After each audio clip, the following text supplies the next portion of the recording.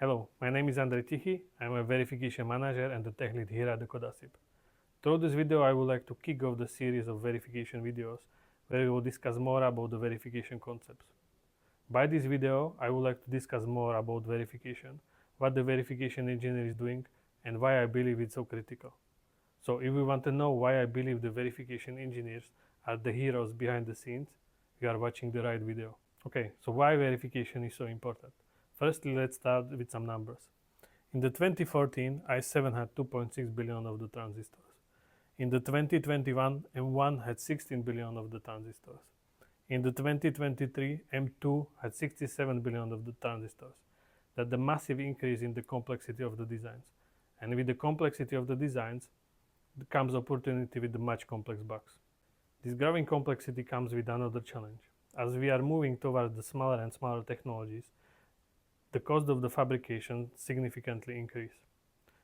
A bug caught in the later phases of the tape-out can cost customers at millions of the dollars. You can see how the combination of the expanding verification space and the rising cost of the technologies makes the verification a critical point of the semiconductor processes. It's important to realize that the verification is no longer about just catching the bugs, but it has become the critical enabler to have such complex design as we have nowadays. What is a verification and what the verification engineer is doing? Simply, the verification is the process. You are ensuring that the design meets the specific requirements. As a verification engineer, your first and most important job will be to get familiar with the specification and the requirements. From this step, you will start shaping the test cases. You can imagine the test case as some specific area which you believe is good to verify. For example, checking the multi-cycle instruction or the hazard between the instruction is a very good area.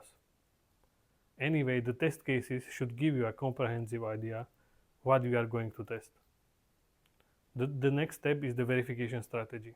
You can imagine the verification strategy as a description how the test bench will look like, where you will apply the checkers, how the stimulus will look like, and what will be the metrics when the verification is done. When the strategy is done, the next step is the execution of the chosen methodologies.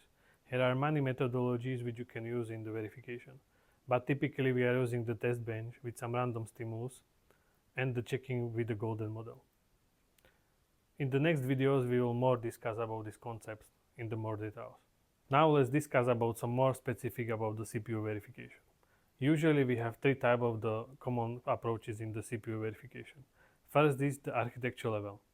At the architecture level, you don't care so much about the microarchitecture details, such as the timing of the instruction. You care more about if the instruction flow is correct. On the architecture level verification, is very important that you extracting the architecture level details at the retire point of the instruction. And then you take these architecture level informations and compare them with the golden model. The next approach is the block level verification. Usually we are using this approach when the complexity of the design is too specific, and from the architecture level it's hard to stress it enough. The good candidate for this approach is the float pod unit. As the last is the microarchitecture level verification. Usually on this case we are focusing more on the timing of the instruction, the clock gating and so on. Okay, let's summarize some benefits of each concepts and why we are using them in the CPU verification. Architecture level verification is very usable across the different architectures, from the embedded cores to the application cores. In the RISC-V, there are many golden models, open source or the commercial. On the block level verification, it's not so usable across the components, but it might give you the ability to stress the design more deeply. And the last, microarchitecture verification, is almost not reusable across the component, but also give you very deep focus on some specific functionality. Thank you for watching the video, and if you like this type of the content, subscribe. In the next coming videos, we will discuss more about the technical details on the verification.